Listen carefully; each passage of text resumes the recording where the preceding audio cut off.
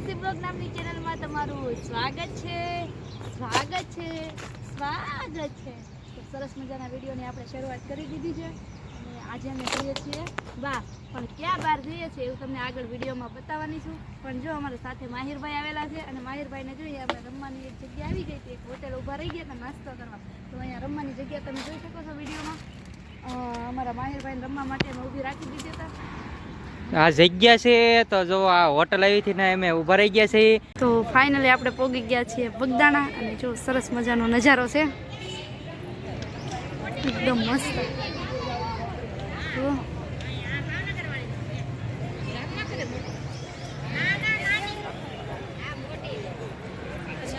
એકદમ મસ્ત.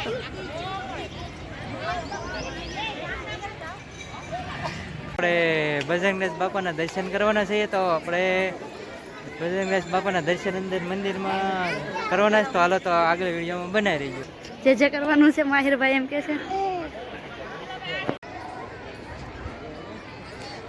જો આ બજરંગદાસ બાપાનું મંદિર છે અને અંદર આ બધા માણસો દર્શન કરવા જાય છે અને આ એમનું બહારનું વાતાવરણ જાય છે અને ઉપર બધા ફોટા પાડે છે અને આગળ બધા જાય છે.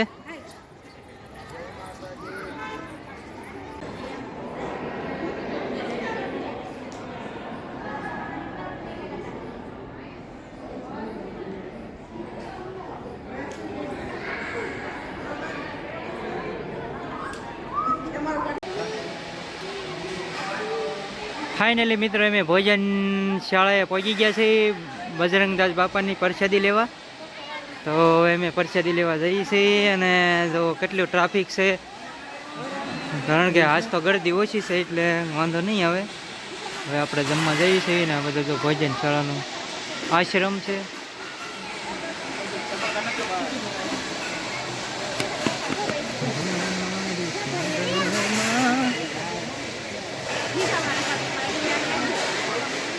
ભાગી ગયા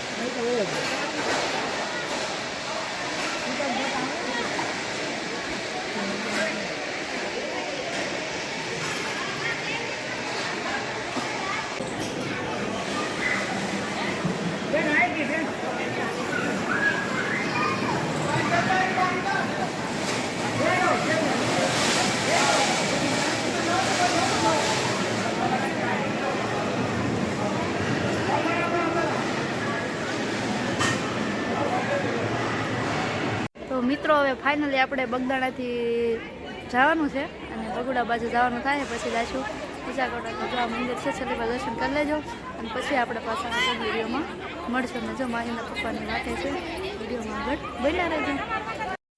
આપણે ફાઇનલી પહોંચી ગયા છીએ હવે ભગુડા. તો આપણે મોગલમાના દર્શન કરવા માટે ભગુડા પહોંચી ગયા છીએ.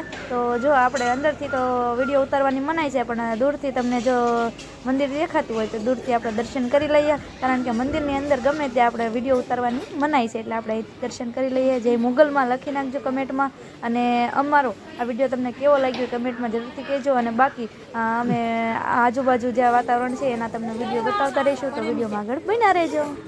તો આપણે મેઇન ગેટથી અંદર તો વહી આવ્યા હતા પણ આપણે દર્શન પણ કરી લીધા છે. પણ હવે આવી રીતના આજુબાજુનું વાતાવરણ લઈ લઈએ કારણ કે મંદિરની અંદર તો વિડીયો ઉતારવાની મનાઈ છે. તો બપોરનો ટાઈમ થઈ ગયો તો આપણે બગદાણાથી પ્રસાદી લઈ અને સીધા આવી ગયા છીએ ભગુડા અને દર્શન કરીને થોડીક વાર આપણે અહીંયા રેસ્ટ એટલે કે આરામ કરી લઈશું અને પછી પાછા આગળ વધશું. આપણે જવાનું છે ઉચાકોટા પણ અહીંયા ભગુડા સુધી આવી ગયા છીએ. તો આપણે ભગુડા મોગલમાના દર્શન કરી અને જો અહીંયા આરામ કરવાની જગ્યા છે અને મેઇન ગેટ છે તો માં પણ લખેલું છે. સરસ મજાના બધા ફોટા ને એવું પાડે છે અને બહુ સરસ મજાનું વાતાવરણ છે. તમે પણ ક્યારેક ભગુડા આવો તો અમને યાદ જરૂરથી કરજો. તો આવી રીતના જો અહીંયા દુકાનો પણ છે આપણે ખરીદી કરીએ કે એમ અને આ બહારનું વાતાવરણ છે. તો અમે બહાર નીકળી ગયા છીએ દર્શન કરીને અને હવે આપણે જવાનું છે ઉચાકોટા. તો વિડીયોમાં આગળ બનાવી રહેજો. જો થાકી ગયા એટલે થોડોક આરામ કરી લઈએ અને પછી આગળ મળીએ.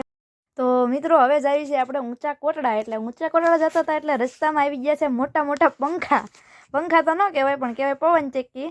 એટલે અમારા માહિરભાઈએ જોઈને બહુ ખુશ થતા હતા કેમ કે અમે ટુ વ્હીલમાં જતા હતા એટલે ટુ વ્હીલમાં તો પંખા બહુ સરસ દેખાય. તો સરસ મજાના પંખા દેખાતા એટલે માહિરભાઈ એટલા ખુશ થતા હતા એટલે મને એમ થયું કે થોડુંક વિડીયોમાં લઈ લો કેમ કે માહિરભાઈ જ્યારે રોતા હોય તો વિડીયો બતાવી દે એટલે માહિરભાઈ ખુશ થઈ જાય. તો ફાઇનલી મિત્રો અમે પહોંચી ગયા છીએ ઊંચા કોટડા અને બહુ સરસ મજાનું અહીંની વાતાવરણ છે. તો હું તમને આ વિડીયોમાં બતાવતી રહીશ કે ઊંચા કોટડાનું વાતાવરણ કેવું છે. અને અમારા માહિરભાઈ કંઈક કહે છે પણ તમને સમજાશે નહીં, પણ બધા આવો ઊંચા કોટડા દર્શન કરવા એમ અમારા માહિરભાઈ કહે છે. તો વિડીયોમાં આગળ બના રહેજો. આજે હું તમને ઊંચા કોટડામાં ચામુંડામાના દર્શન કરાવવાની છું, દરિયો બતાવવાની છું અને આગળ ઊંચા કોટડાનું વાતાવરણ કેવું છે એ બતાવવાની છું. તો મારા વિડીયોમાં આગળ બના રહેજો. જો અહીંથી વિડીયો તમને દેખાય છે એમ કે પાણીનો દરિયો અહીંથી દેખાય છે, પણ આપણે નજીકથી હમણાં જઈએ ત્યારે દેખાડું તમને વિડીયોમાં. જાય છે મંદિરની અંદર દર્શન કરવા. તમે બધા હાલો, મારી ભાઈ દર્શન કરાવે છે.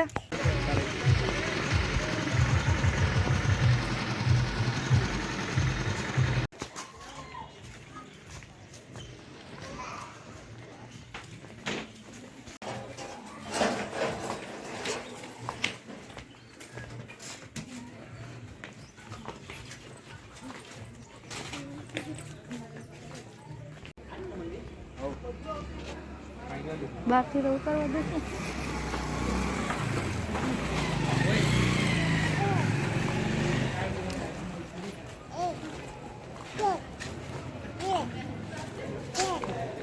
અંદર ઉતારવા દેશે.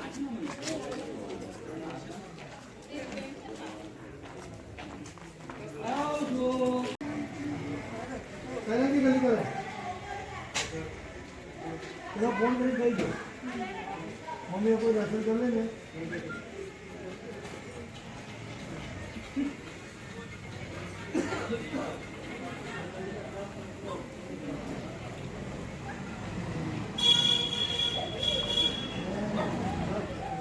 આપણે સરસ મજાનો દરિયો આવી ગયો છે ને ગાડી હાલે છે. જો એટલે ભાઈ આંકે છે તે મસ્ત ગાડી આંકે. હા ભાઈ વાહ, બહુ સરસ મજાનું વાતાવરણ છે. અહીંયા ફરવા જેવી જગ્યા છે. મોગલમાનું કૃપા ને એવું બધું નામ લખ્યું છે અને મોટરો છે બધી હાલે છે. અને સામે જો શું કહેતા હતા હમણાં અહીંયા શું છે એટલે કાળિયા ભીલ આપણે શ્રાવણમાં એમને પડસો પૂર્યો હતો ને, જે આપણે કાળિયા ભીલને આપણે સામે જો ઓલી જે પાળી દેખાય છે ને એ નેથી ઠેકડો મારીને સાઉન્ડ મને પડસો દીધો હતો. અને એ નેથી ઠેકડો મારતો એટલે આપણે સાઉન્ડમાં એક સુંદરી આપી હતી અને એ સુંદરીમાં વાહન બહુ લૂંટતો એમાં એ જગ્યા પોતે સાઉન્ડમાં એની બરાબર. એટલે કે કાળિયા ભીલ પાણીમાં જયારે કૂદકો મારતો એ જગ્યા ત્યાં આવી ગઈ છે એમ ને. તો એ જગ્યા જો મેં અત્યારે એ જગ્યા પાસે આવ્યા છે ને તમે પણ વિડીયોમાં જોઈ લેજો મિત્રો. કેટલું મસ્ત છે. અને અહીંયા ઘોડા છે, ઘોડે સવારી બધા કરે છે, બહુ સરસ છે. જો ઘોડે સવારી. અને આ દરિયો જો સાવ નજીક આવી ગયો છે. આપણે પણ નજીક જઈએ દરિયાની. કેટલું મસ્ત વાતાવરણ છે. ઠીક બહુ દૂર સુધી દરિયો આવેલો છે. તો મિત્રો હવે સાંજનો ટાઈમ થઈ ગયો છે અને વિડીયોને આપણે પૂર્ણ વિરામ તરફ લઈ જવું છે, કારણ કે હવે સાંજ થઈ ગઈ છે અને આપણે આવી ગયા છીએ ઊંચા કોટડા. તો ઊંચા કોટડા પહોંચી ગયા પણ દિવસ આથમી ગયો છે, એટલે હવે આપણે વિડીયોને પૂર્ણ વિરામ તરફ લઈ જવો પડશે. તો બધાને અમારો વિડીયો કેવો લાગ્યો અમને જરૂરથી કહેજો. બગદાણા ફેરવ્યા, ભગોડા ફેરવ્યા અને ઊંચા કોટડા પણ ફેરવ્યા. કઈ જગ્યા તમને સૌથી વધુ ગમી અને અમારા વિડીયોમાં તમને સૌથી વધારે શું સારું લાગ્યું અમને વિડીયોમાં કહેતા રહેજો. આવજો બધાય, જય માતાજી. મળીએ પાછા નવા બ્લોગમાં. આવજો.